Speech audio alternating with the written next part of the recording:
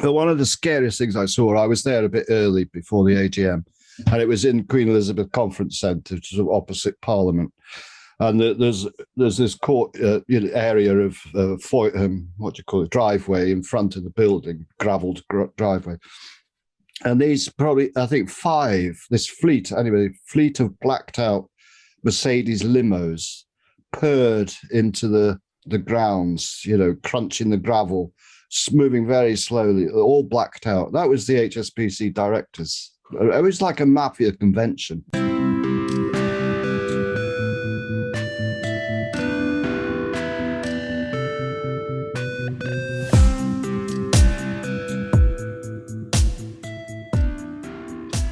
So, hello and welcome to another episode of Chatter. Today, I'm talking to Nicholas Wilson, otherwise known as Mr. Ethical.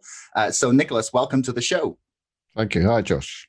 Nice to have you here. So before we start, I have to plug two things really quick. First of all, my book, Brexit, The Establishment Civil War, is available now to order on Amazon, bookshop.org, Waterstones, and hopefully people will even be able to go into stores and buy it soon. That'd be exciting. That would be better. That would be better, yeah.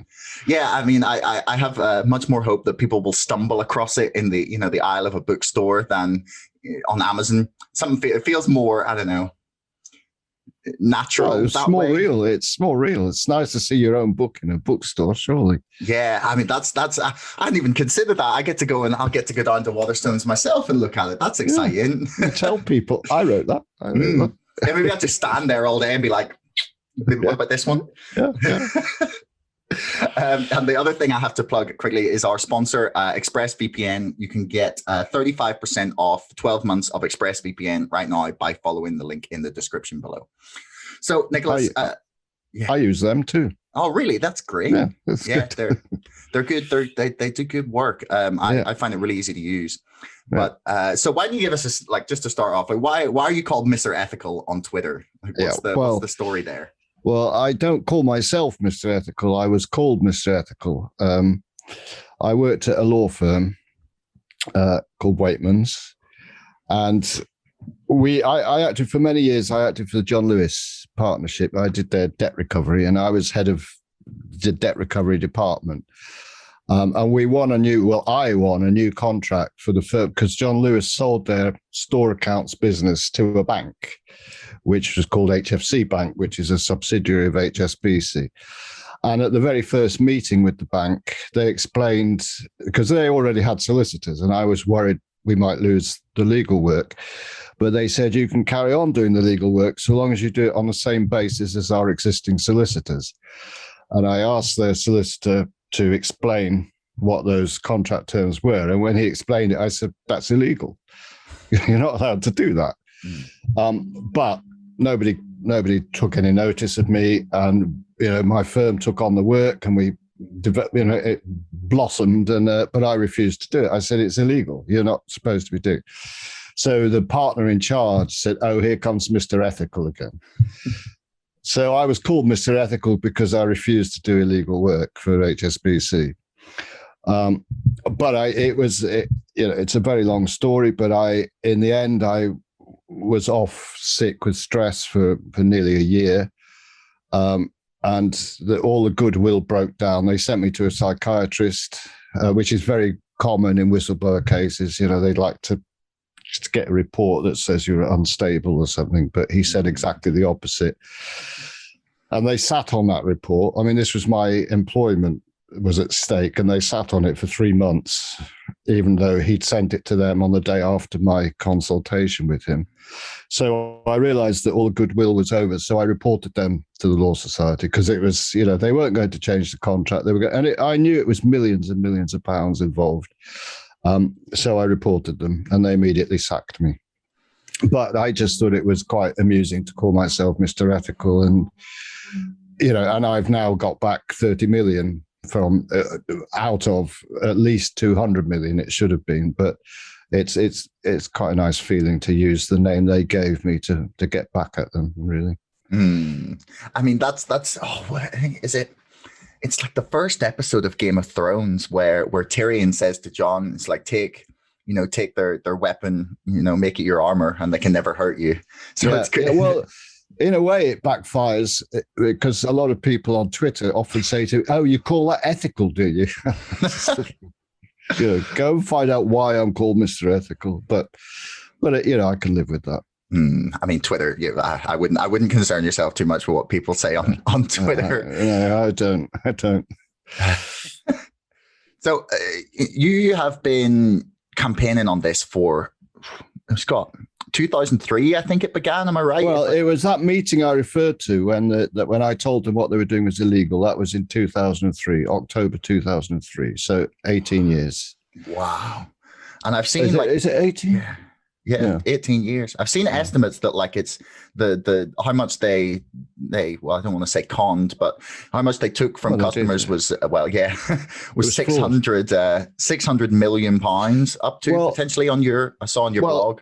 Well, possibly over $1 billion, because what happened was HFC. I mean, this is also the source of the whole financial crisis. Not my story, but involving this bank, HFC Bank, because they're a subprime lender, so they weren't like a normal bank where you could go in and cash check and so on. But they lent. They had branches in a certain demographic with poor people, so they lent money to poor people who wouldn't normally be able to get a loan from a bank. So they lent money at a hugely inflated interest rate, subprime lending, that's known as. And they established themselves in the UK in 1975.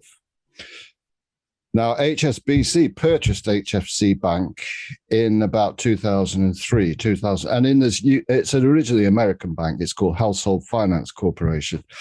And they were the biggest subprime lenders in America. And it was the HSBC purchase of HFC that legitimized subprime lending. All the other banks thought, oh, this is the way to go. And it was subprime lending. It was those toxic mortgages which brought down the world economy, because the banks were selling these packaged deals to each other, which were toxic and they were full of rubbish. And in fact, HSBC issued its first, this was the beginning of the financial crisis. Most people refer to the bank Paribas, NMBNP Paribas, freezing two accounts as the beginning of the financial crisis. It wasn't. It was an HSBC profit warning in February 2007, which was the beginning of the scare that set the ball in motion to crash the world economy. And it was HSBC purchase of HSBC. So when I saw the contract which HFC had with the other firm of solicitors besides my firm, it was obvious it was just something they'd imported from America, where what they were doing was, it's legal in America to charge contingency fees. That's what the problem was. But I had no reason to believe they haven't been doing it since 1975. So if you go back to 1975, then it will be over £1 billion that they've defrauded from people. Wow. I mean, that's sorry, awful. go on. I was just going to say, like, I've heard the charges and the contingency fees, the overdraft fees described as just like a poor tax. That is, it's stealing money from people who don't have it to pay bankers bonuses, basically. Well, the worst thing they did was, you see, contingency fees. Most people would say, well, that's not so bad. If the idea of contingency fee is the lawyer, say the lawyer sues for £1,000 and wins, the lawyer takes 20% of that £1,000, so £200 for the lawyer's fees, and gives the client £800. But that's not what they did. They added the lawyer's £200 onto the debt, so that they sue you for £1,200. In fact, it was 16.4%. So if you owed them £10,000, which was a fairly average amount, they would add £1,640 to your debt before the solicitors did any work. And some people, if they had the money, they would pay it straight out. So they're paying £1,640 for nothing. The lawyers did nothing except write one letter, which was automated anyway. Now, so contingency fees were illegal anyway. Lawyers were not allowed to charge a percentage of their recoveries. But this was even worse than a contingency fee, because they were adding the costs onto the debt. And I knew when I reported them to the Law Society took nearly a year to reach their decision. And they agreed with me. It was an illegal contingency fee, but they didn't take any action because they said it only happened in a small number of cases. Well, when I left the firm, and bearing in mind we'd only been doing it for about 2 years, when I left the firm, we had 70 to 80,000 cases. And I know the other firm, Reston's, who have been doing it for many years, must have had many more than that. And I also know the department. When I first won the contract, I was head of a department of 4 other people. But when I left the firm, there were about 30 people in Liverpool doing the work. I mean, it just completely mushroomed and blossomed.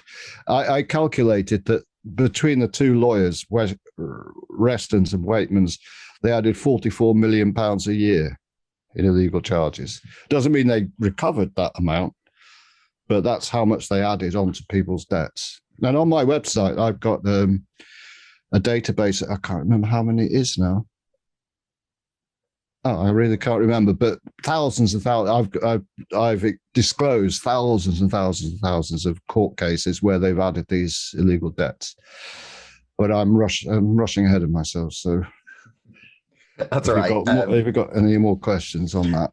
That's all right. No, I'll stick the link for that sort of that stuff in the description below for anyone who wants to check it out. But okay, I'll send you the link from my webpage. That'd be great.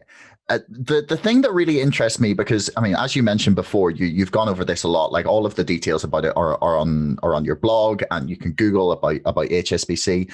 I'm more interested in how this kind of happens inside a bank or inside, for example, the Law Society, where they will sit on something for like a year, or they'll, seemingly take their time when it can challenge people in power, or you sort of upset the status quo, or sort of just anything that might rock the boat, essentially. And is this like a standard practice almost within these sorts of institutions that you've seen? It's all about money.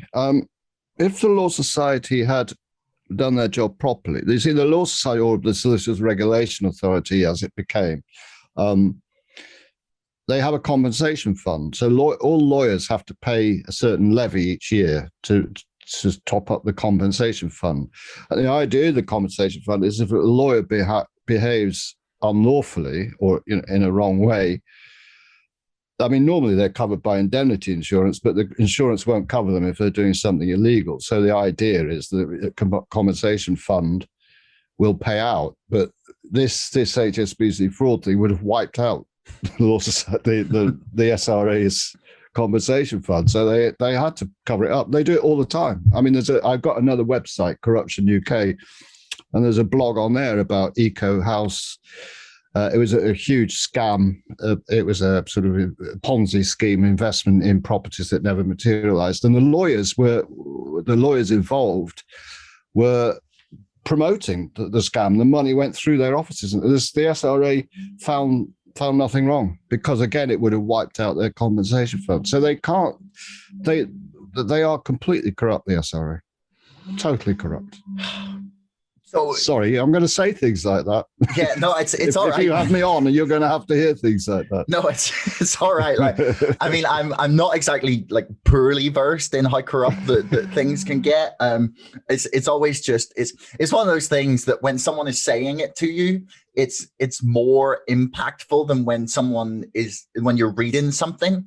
Yeah. I don't know for what reason that is. I'd say it's probably because you're more likely to sort of take in the gravity of something if someone is telling you. Well, I'll give you an example of the kind of problems I've had. Is at the time I reported Waitman's to the SRA, the CEO of the SRA was a man called Anthony Townsend. Now, he claims later on in my story, he claims he wasn't involved in my complaint at all, but that has to be complete nonsense, because, as I said, if they had followed it through in the way they should have done, it would have wiped out their compensation fund. So of course he knew about it. But anyway, he left, and then he became the complaints commissioner, which is the person who investigates complaints against the FCA. And I had a complaint against the FCA because they're corrupt too. And it was Anthony Townsend who had to investigate my. So he was investigating a cover-up at the FCA of a cover-up he had also overseen at the SRA. This is this revolving door thing. They have the right people in the right places to it. And then there's a new thing called the British Banking Resolution Service, which is a new thing set up. It's meant to be a tribunal for small businesses if they've got problems with the bank. The chair of that new BBRS is a woman called Samantha Barras. She was the successor to Anthony Townsend. She was the CEO of the SRA after him. And then I followed up with a report against Waitmans to the SRA. I made a complaint against Restons, who were also doing this illegal contract. And the SRA found no evidence at all of Restons having done anything, even though HSBC have paid out £30 million now. The SRA found nothing wrong. Samantha Barras is now chair of the British Banking Resolution Service, who's going to adjudicate people's problems with the banks. It's a joke. It sounds like a joke. I'll give you another example of the revolving door. Twice I reported this fraud to City of London Police, and the head chief superintendent in charge of the economic crime unit. The City of London Police are supposed to investigate fraud. They are the main financial fraud police force in the country, and big cases go to them to investigate. And twice I reported this to David Manley, who was the chief superintendent at the economic crime unit, and twice he refused to take any action. In fact, the second time he was sarcastic. He said to me, "Oh, you're saying solicitors charging to recover debts is a fraud," which was not quite what I was reporting. Anyway, he very soon left City of London Police and went to work for HSBC. Oh, it sounds like a joke. It sounds like a really poorly written, like. Wait till we get on to Cameron. yeah. I mean, he's got. Yeah, we'll get to that. Yeah, but have you found that what has been the reaction like from the time when you really started to bring this to light, since you've been blogging about it, since you've been like putting like your campaigns on Twitter and doing honestly, from what I can tell, like a really, really fantastic job in attempting to bring some of these things to light. Have you seen like changes in attitudes? Have you seen journalists sit up and listen? Have you had people? Have you seen like laws, even just proposals to change things to stop this happening? Attempting is the right word. I mean, I know Andrew Feinstein, who's campaigner. He used to be an MP in South Africa, and he resigned because of corruption in South Africa, and he's now in the UK, and he's written a book called Shadow World, which is about corruption in the arms industry. And I know Andrew, and I've met him a few times, and one time I met him in London, and he said, "You're not taking on HSBC." I said, what do you mean? I was a bit indignant. He said, "You're taking on the establishment." And that is the case. No, the newspapers won't go near it. HSBC is a no-go area. People say, "Oh, that's not true. They report this." No, what they do is they'll report an FCA press release. So if the FCA, but the FCA don't touch HSBC either, but they used to. I mean, a few years ago, well, they did a press release about my thing. The first press release was that HSBC have agreed to pay £4 million, which is out of 200 million plus, which it should have been. You see, where people say, "Oh, you're confused about your figures. You say £1 billion, then you say 200." What the reason for that is I'm being realistic and saying you can only really go back as far as when HSBC purchased HFC Bank. I can't go back to 1975, and I recognise there won't be records that far back, but there certainly will be from HSBC's involvement. So I've limited it. But it's at least £200 million because they were doing £44 million a year, and they were doing it between 2003 and 2010. Bearing in mind that the SRA agreed that what they were doing was illegal, and I also bear in mind I also only reported Waitmans, but I did tell them Restons were doing it too. But their adjudication was 2006. No, 2007 was when they agreed it was illegal. But the lawyers carried on doing it until 2010, when the Office of Fair Trading made an order telling the bank to stop doing it. But that order for the OFT was buried because of Cameron. Now, we'll come on to Cameron shortly, but so they were between 2003 and 2010, so 7 years at 44 million pounds. I mean, it would build up, so the first years wouldn't have been 44 million, and probably the last year was probably more than 40, but average 44 million pounds a year for 7 years. So that's how much money we're talking about. Do you think the public struggle to grasp figures like this? Because like when you're talking about 4 million and you're talking about 200 million, I feel like people hear the word million and just think a lot and don't kind of grasp the scale of what's going on here. I certainly don't think people understand billion. There's that way of understanding it is, if you count from 1 to 1 million, it would take 2.5 days or something.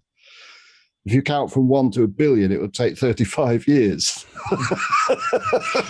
Wow.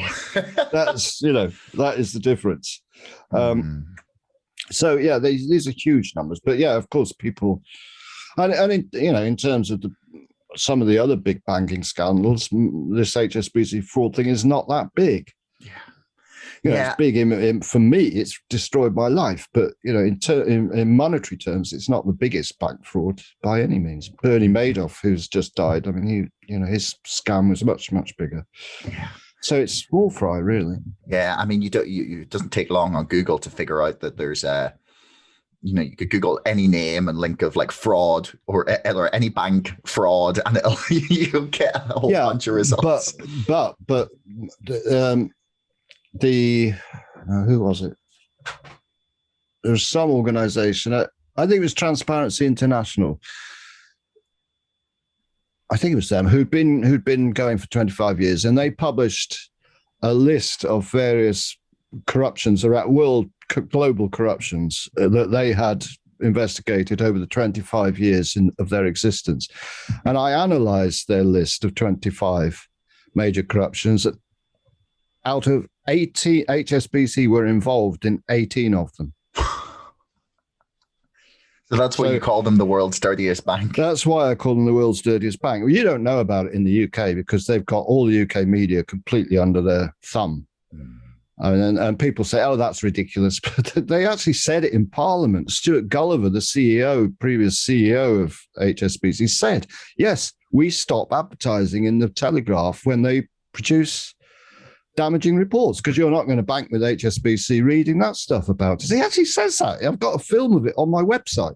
But journalists say to me, oh, advertising doesn't affect our editorial output. It's complete nonsense. Of course it does. There was an HSBC director who was the head of the BBC, Rona Fairhead, parachuted in by Cameron to save his arse from his involvement in this fraud, which we're going to go on to. Yeah, well, that seems like a nice place to transition to. So I'm just going to, to give people the vague overview of what's happening with Greensill, we'll get into more details, but I'll just read this little paragraph I found on Sky News, which is, I think sums it up, reasonably well, at least. It says, Mr. Cameron approached a number of government ministers on behalf of Greensill Capital, a financial services firm he started working for in 2018. He was trying to secure Greensill access to a loan scheme called the COVID Corporate Finance Facility. The former Prime Minister wanted Greensill Capital to be able to issue loans using taxpayer cash through this scheme. And according to newspaper reports, Mr. Cameron stood to make millions of pounds through his share holdings in the firm. So I think Sky have done a reasonable job, at least in giving us a nice little opening to what's going on with Greensill, at least there. Yeah. People say that this government is the most corrupt government we've had. I disagree. I think Cameron's far more corrupt. Johnson's a bumbling fool, and we all know about his corruption. Yeah, he's blatant because he doesn't try to hide it. He's just clumsy. Cameron was much more subtle and much more invidious. I mean, after all, he brought in the referendum for Brexit, and then buggered off after the result went the wrong way. I referred to earlier on the OFT order. What happened was in November 2010, Cameron made Stephen Green, the chair of HSBC, made him a lord and brought him into government as a trade minister. But this OFT order against HFC Bank, HSBC, was published in November 2010. So, but that wouldn't have done, would it, to make the chair of the bank a lord at the same time as the Office of Fair Trading was issuing an order against the bank telling them to stop adding illegal charges. So what they did, the actual press release from the Office of Fair Trading was a press release about the Office of Fair Trading had clamped down on banks using charging orders oppressively. Now, a charging order is if you owe the bank money, the bank put a charge on your property. And the banks were doing it for small amounts of money, like £500 or something. And the OFT said, you've got to stop using this oppressively for small amounts of money. That's what the press release was about. And then at the bottom of the press release, there were these PDF documents, like in footnotes. They're PDF. And one of the PDF documents, in fact, there were two, well, there were four, but one of them was an order to HFC telling them to stop adding these illegal charges to accounts. Nothing to do with charging orders. And there was also exactly the same order to American Express. So American Express were doing it too. But I have obviously no inside knowledge of the American Express procedure, although I have recovered some money for people from American Express for doing exactly the same thing. They were probably doing it on a huge scale as well. In fact, I think this is a much bigger scandal than PPI. But because it's HSBC, the press don't go there. So where was I? Yeah, so coming back to Cameron. So that I can't point to a document where Cameron writes to the OFT and says, get that buried. But it happened. The details are on my website. I'll send you the link. But I think the chronology is it was announced that Stephen Green was going to be made a lord, and the following day, the OFT press release was issued with this order buried away at the bottom. So they'd done their job. They had made an order against the bank and they'd released it, but nobody found it. I found it because I'm investigating these things, but the press didn't pick it up. Nobody found it. I mean, and it was a red letter day for me because bearing in mind, I've been campaigning about this since 2003. And 7 years later, the OFT makes an order telling him to stop doing it. So that rather vindicates my position that what they were doing was illegal.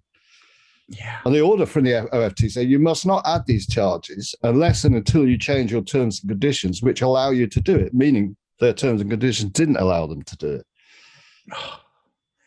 Yeah, so, it's pretty stunning sometimes. You like again, like I said, it's one thing to read and sort of understand that there's a lot of corruption, but then to hear it is quite shocking. I think to me, it really speaks to the thing that I always get, and I'm sure you've probably run into this as well, is like anytime I'm trying to raise, it doesn't even have to be like specifically something to do with HSBC or banking, but something in finance is normally pretty good for this. But people's reaction always seems to be like, oh, well, they'd never get away with this, or, oh, well, there'd be newspapers reporting on it, or, oh, this would be big news, or this would be front page headlines, or, they'd get prosecuted for X, Y, and Z. And the reality is that there's this establishment class that is very happy to kind of cover for each other. And the revolving door between institutions in government, in the City of London, in regulators is really not helpful in attempting for anyone like yourself trying to just you're not even like maliciously attempting to take down someone. You're just trying to have the law applied. Yeah, I'm just trying to get the money back for people that had it stolen from them. But the problem is, Josh, it's not just at that level. I'm virtually a recluse because I moved to Hastings after I was sacked. We went to mediation and they agreed to pay me a substantial amount of money, but I moved out of London to halve my mortgage and have a cheaper life. And I wanted to because I write music and I wanted to come here. And at the time I was writing music with The Guardian and I had an income. And so I moved to Hastings. But, after a while, people say, I meet people socially and I'd say to them, well, I'm also campaigning about a massive multi-million-pound fraud by HSBC. And people look at each other because they think, well, we haven't read about that. Of course they haven't read about it. Yeah. The chairman of the BBC is an HSBC director. You don't hear about these things. No. HSBC, the Guardian is the biggest recipient of HSBC advertising money of all the online newspapers. Really? The Guardian, yeah. The Guardian have sponsored articles. The BBC have sponsored. BBC do adverts for HSBC. They're the commercial arm of the BBC. They do adverts. And they have sponsored content on BBC, what's it called? World Service. World Service, yeah. Yeah. Wow, I did not know the Guardian were the biggest recipient. Guardian's biggest. There's a on my website. There's a clip of a film of Stuart Gulliver saying the Guardian is the biggest recipient of online, not print, but online. Yep. Yeah. Well, I mean that's becoming larger and larger now. So it's more and more of a. Well, they HSBC. Suspended advertising with the Guardian when they were running the Swiss Leaks story. They stopped advertising with the Guardian, but they're friends again now. They're big friends now. So the press, what the press will do, as I was saying earlier, they will report a press release from the OFAC. That's their job. They've got to report FCA press releases. And they wouldn't sell. They'd lose all credibility if they didn't report those things. So I think it's understood between them that they'll report these things, but they won't investigate. They won't expose something themselves. So I wonder now why Cameron has been thrown to the dogs. Why suddenly is Cameron being exposed? I think it was it the Telegraph or the Financial Times that started this Greensill thing? It doesn't matter, but why suddenly now? Because, most people up there, they wouldn't know what Cameron was up to. So suddenly he's expendable for some reason. Yeah, I have wondered that personally, because it seemed like he'd sort of just walked away and he was going to be able to continue, just sort of like transition to like civilian life as such. And now he's been dragged back into the fore. And like my really paranoid, cynical mind goes like, what are they covering for? Like, why are they willing to, like you said, throw him under the bus? And do you think there will be actual substantive examination, investigation, prosecution of this case? I don't think there'll be any prosecutions, no. And I think the government inquiry will be another whitewash. I mean, it's widely been reported the guy Nigel Boardman, who's the lawyer. I mean, he acted for Carillion. Now, there's another interesting connection there. Actually, he acted for Carillion prior to them going out of business. I don't think Carillion actually used Greensill services, but they certainly did use what's called supply chain finance, which is a very dodgy area of finance. One of the biggest banks actually involved in that, of course, is HSBC. But in July 2017, I think it was, Carillion issued a profit warning, which means, that they've got their finances are in a precarious situation. And at the end of July 2017, it was announced that the UK Export Finance, which is a government body to promote trade overseas, had guaranteed to Carillion an HSBC loan of $200 million in the month that they were issuing a profit warning. So people knew that Carillion was in trouble, but the government backed an HSBC loan to them. It's almost like laundering money straight to HSBC. Taxpayers' money. It's if Carillion failed to pay back HSBC, then the taxpayer will pay it. So it's almost like money laundering straight to HSBC. Now, this Nigel Boardman, he was acting for Carillion certainly up until May that year. So those negotiations with the export finance must have been going on, prior to July. These things don't just happen overnight. So he must have been involved in those negotiations. But anyway, the point is, he's a non-executive director at the Business Institute, the business department, BEIS, can never remember what it stands for, Business Enterprise, whatever it's called. He's a non-executive director, so he's employed by the government anyway. So he's the son of a Tory lord. I mean, it'll be a whitewash. So will the Treasury. I mean, the Treasury have announced an inquiry too, but they're only looking for what lessons can be learned. So no action will be taken against Cameron. But I think I'm sure they'll learn their lesson and be more secretive about it next time. Well, that's what I'm saying. I mean, but why are they going for Cameron? Because, 5-6 years ago, he wouldn't have been exposed, especially if it was connected with HSBC. Now, let's go back to Cameron and HSBC. After the Lord Green was put into government, and I mean, incidentally, after it was 2000, let's go back. That was 2010. Lord Green was made. Stephen Green was made a Lord.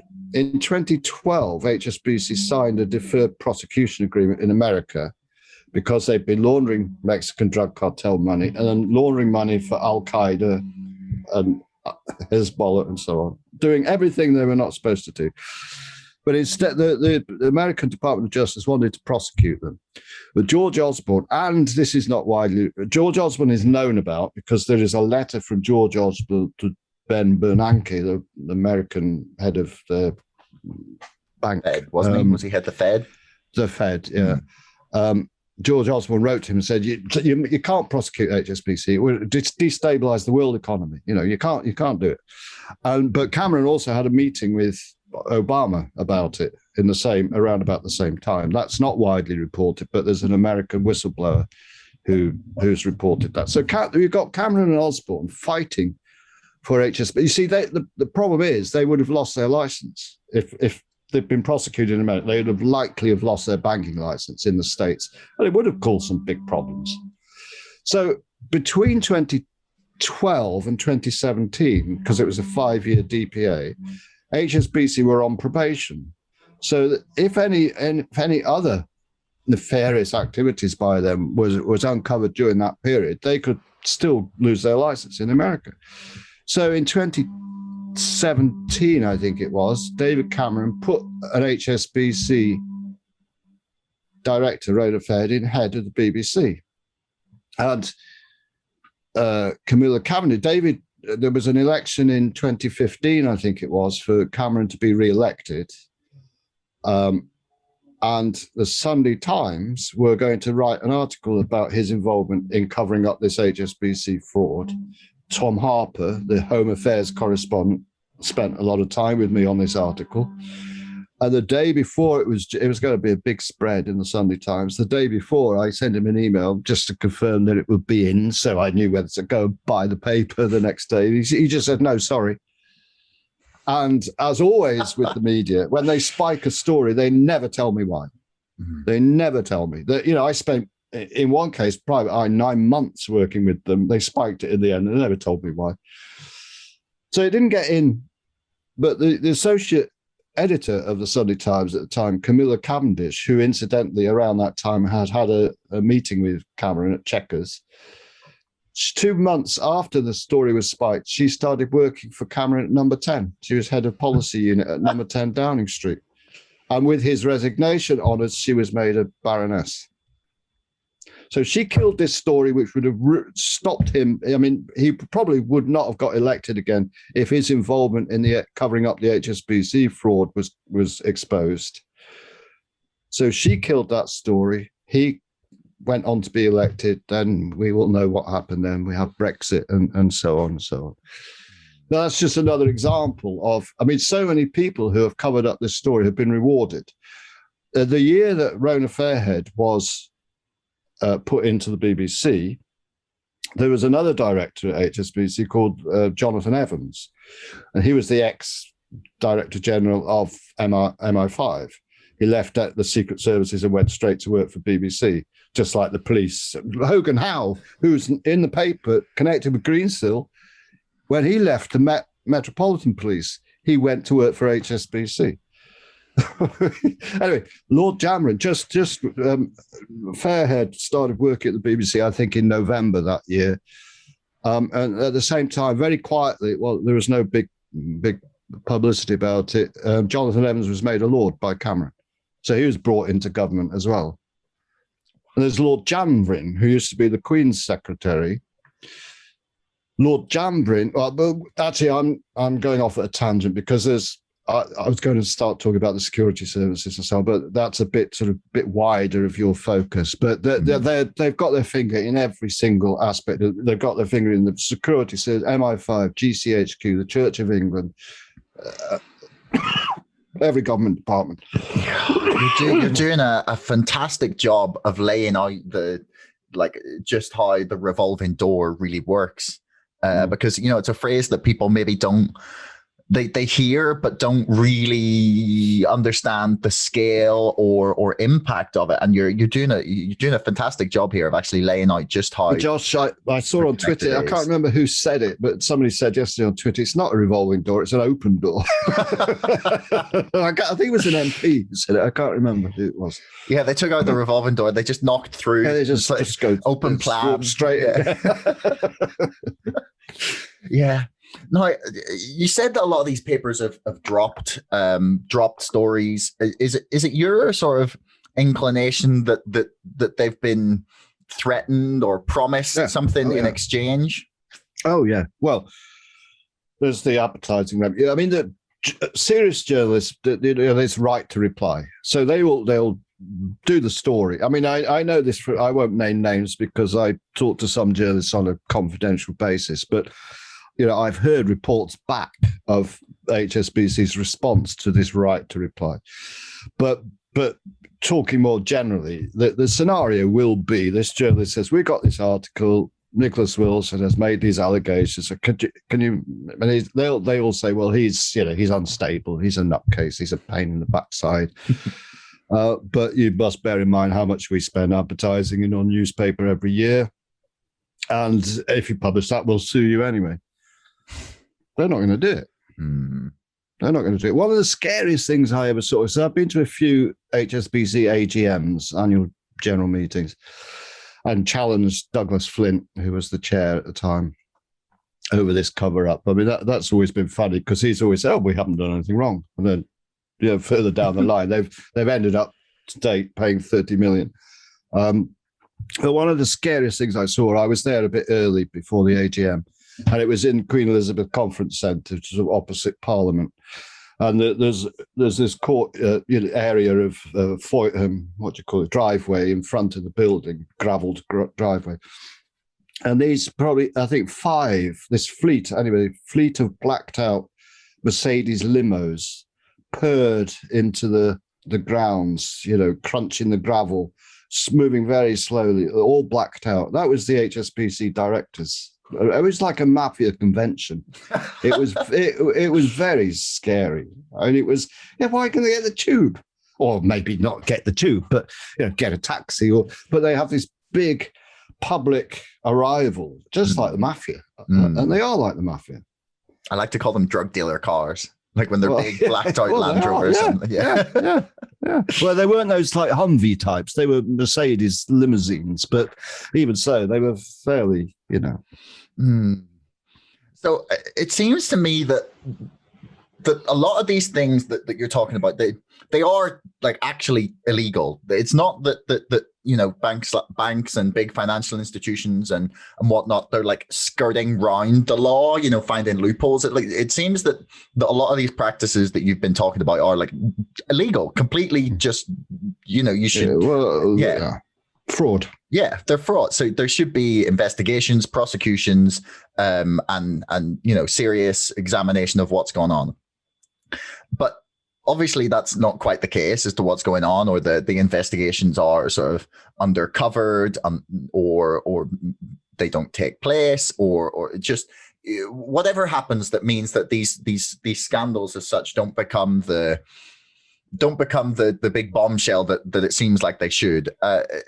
So to me, it looks like it's a case of actually applying the law correctly in rather than even needing to reform. Like obviously, there's probably a lot of areas in which reform is the case, but why do you think it is that we can't even get the laws that are in place to be like correctly applied? You're absolutely right. There is, people say, oh, we need to change. The law is pretty robust, but it's not applied by organizations like the FCA. The FCA, the Financial Conduct Authority, I mean, they are corrupt. I mean, I say this frequently, and I've said it to Andrew Bailey, who used to be the CEO of the FCA, who's now the chair of the Bank of England. Well, I have an example of their corruption in my HSBC story, but they don't even know what their powers are. I mean, I had a meeting with Andrew Bailey, and I said, because they didn't investigate my thing. They investigated me to find out. They said to me, if you can produce the evidence, but it's not my job or within my power to provide the evidence. Anyway, I said to him, why haven't you raided these solicitors' offices? He said, you can't raid solicitors' offices. They can. They have the powers to apply to a magistrate for an order to raid any agent of the bank, which is what solicitors are. They don't even know their own powers. And people who know finance much better than me, people like Steve Middleton, I'm in this network of campaigners against these bank frauds. They will tell you far more detailed evidence of the FCA not knowing their powers and certainly not using them. And then it's the revolving door again. If you look at LinkedIn, you'll see these people. If you look at LinkedIn and put in FCA and say HSBC or Barclays or RBS, this is a revolving door. They all work. You imagine if you're working for the FCA, you're earning what, 30,000 a year, and you've been assigned to investigate, say, an HSBC problem. HSBC get on the phone and say, how much are you earning? 30,000? We're starting a new recruitment drive. We need people of, we'll pay 3 times that amount. We need people of your caliber. Smart, enterprising. What are you going to do? What are you going to do? Yeah. Oh, no. I prefer my 30,000 and I believe in justice. Doesn't happen. And that's what's going on. I mean, it's just revolving door corruption. Well, is that corruption? I don't know. That seems like it's probably corruption, like offering someone a nice big fat pay packet to not do their job. Well, it's like corruption. They're not. Well, what happened with that David Manley, the City of London Police? You see, I worked out that he was probably paid about £200,000. Chief Superintendent is a high-powered job, and I think he was on about 200,000. So how much with HSBC paying him for him to leave City Police and work for HSBC? How much must they have been paying him? Yeah, Cameron took out three days before the Brexit referendum. Cameron took out an HSBC mortgage. Shall we talk about have you got time to talk about the Director General of the SFO? Yeah, go for it. The other thing I want to mention was sort of like whistleblower protection, but yeah, go for it. I'll just mention this one and then we'll go on to whistleblowers. Well, I mentioned earlier that HSBC had done this deferred prosecution agreement, so they were on probation for 5 years. Now, we all know now, well, I've known all along, that they were involved in all sorts of other things during that period of 5 years. And most recently, I think the end of last year, the FinCEN files scandal was released. And there, lo and behold, HSBC were involved in money laundering for a Ponzi scheme. It was only 50 odd million, so not really very important. But when a bank enters into a deferred prosecution agreement, certainly in America, it's probably the same here as well, they appoint a monitor. A monitor is appointed to check that they are complying with the requirements of the court order. Incidentally, the bank are allowed to choose their own monitor. I mean, they have a choice of 3, but so HSBC chose a company called Exeter, who incidentally were paid £200 million a year to monitor the bank. And in Europe, the person at Exeter who was responsible for monitoring HSBC in Europe was a woman called Lisa Osowski. Lisa Osowski she has an HSBC mortgage on a £3 million flat in London. I don't know how much the mortgage is, but that's what the flat is worth. Her husband, Mark Wasserman, works for an American law firm. They were called Sidley Austin. I think they're now just called Sidley. They did the legal work for the monitorship of the DPA. So they were earning millions. They also act for HSBC. So they probably got these Chinese walls that, one department doesn't talk to another. But what I'm saying is throughout this whole period, it seems like Exeter. Now, I have to be careful here because I believe Exeter probably did do their job properly and did uncover a lot of breaches of the court order, because when they presented their report to the court in America, the court refused to allow the public. Somebody made an application for this report to be released, and the court refused to allow it to be published. Right. Unsealed, as they call it in America.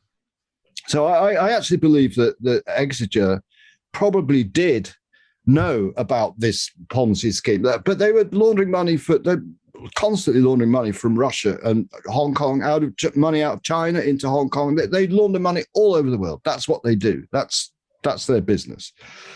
So Lisa Osowski would have known. But the point I'm making is HSBC were released from their DPA in December. I'm going to make up the dates here because I can't remember them exactly, but suppose 16th of December, 2017, they were released from their DPA. 17th of December, 2017, the Serious Fraud Office advertised for a new Director General. The person who got the job, Lisa Osowski, who was the monitor of HSBC in Europe, who presumably knew about all their criminality but kept her mouth shut. She started quite late in the job after having been appointed. It took a while. The reason that is the CPS in this country was prosecuting a partner of her husband's law firm for tax evasion in connection with an HSBC tax fiddle. The film things where there's this whole tax thing where you invest in a film. And I don't know the details, but there are lots of them, and many of them, there's Zeus and can't remember all the names, but a lot of those were devised by HSBC. So this HSBC devised tax fiddle, one of the partners of her law firm was being prosecuted, but suddenly the CPS dropped the investigation, the prosecution. That's lucky. That was lucky. So just after that, she started working at the SFO. Now, my theory, I can't prove it, but my theory is that she was bribed with that job to keep her mouth shut. She's got so much dirt on HSBC. But also, since she's been there, funnily enough, like Rolls-Royce and Unit Oil, various investigations that lead to HSBC have been dropped by the SFO. Ooh, more luck. Yeah, it's a strange coincidence. This is gonna be a monster to edit. This podcast is gonna be because I'm gonna try and provide sources for everything. No, I'll send you links. I mean, if you have, just let me know what you want links for. No, I know, but just for me personally, it's not that I don't believe that you'll send me the correct links, but I mean, I'm going to try and edit in as like clips and whatnot. It's all on my website. Everything I say is evidenced. So, and it's all on my website. So if you look Lisa Osowski on my website, you'll find all the stuff you need. But I'm more than happy to do the work to go through everything. Trust me, this is fantastic info. Just let me know if you need anything. Anyway. Yeah, no, I certainly will.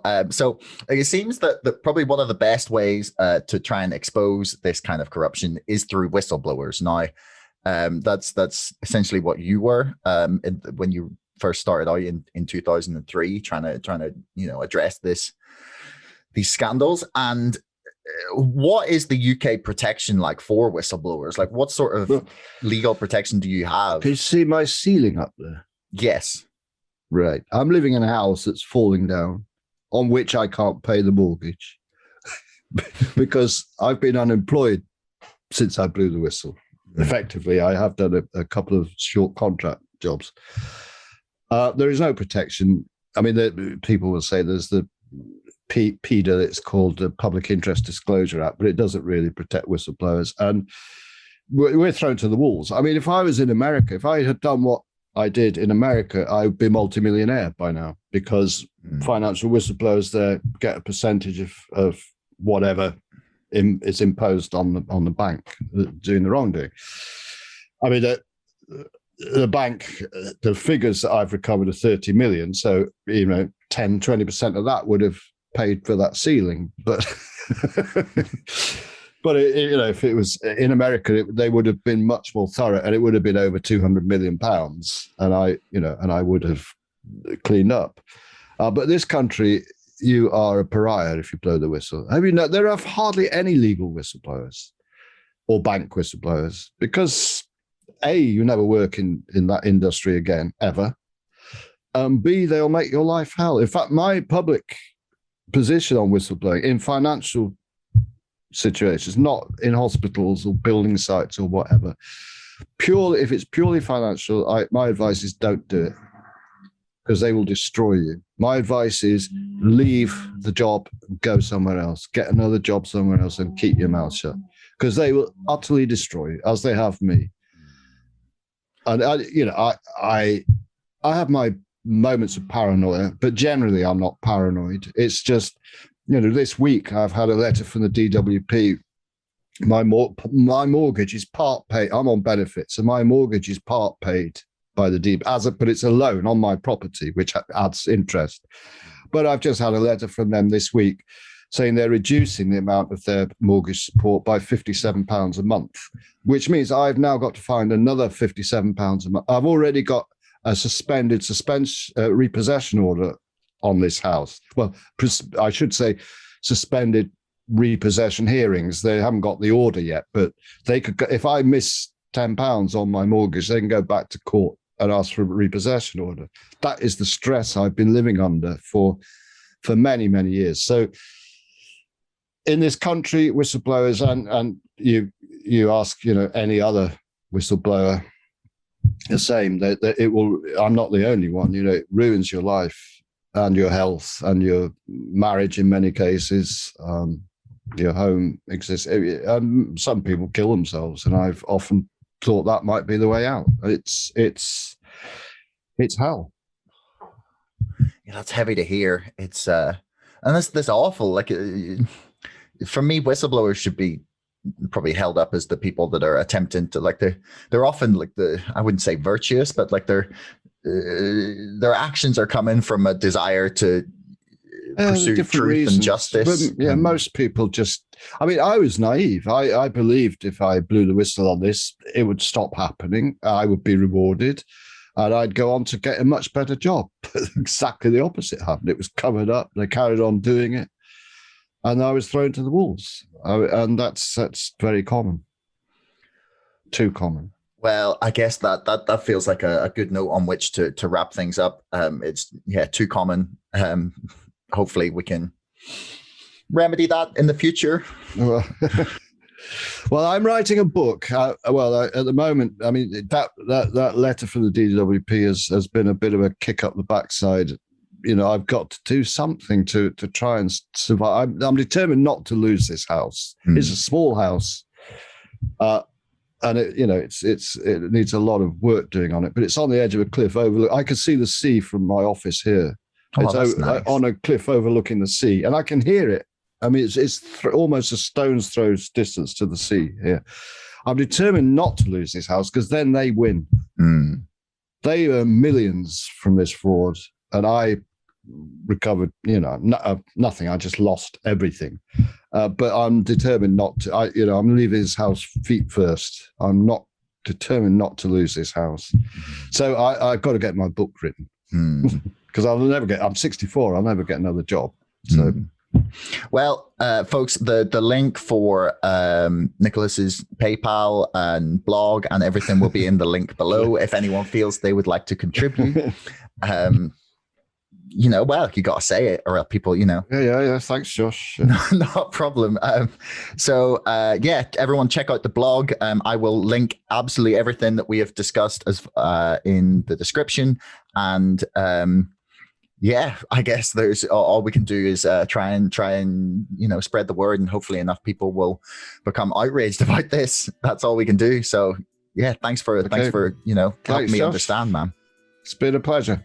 Thanks so much for listening.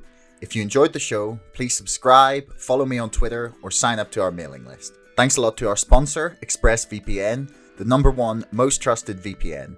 Get lightning fast connectivity with servers in 160 locations across 94 countries. Keep your browsing privacy safe with ExpressVPN and get a 35% discount on 12 months of ExpressVPN when you follow the link in the description below. Don't forget my book is now out and available to order on Amazon and on bookshop.org. That's Brexit, the Establishment Civil War. And most importantly, thanks for listening. We'll see you next time.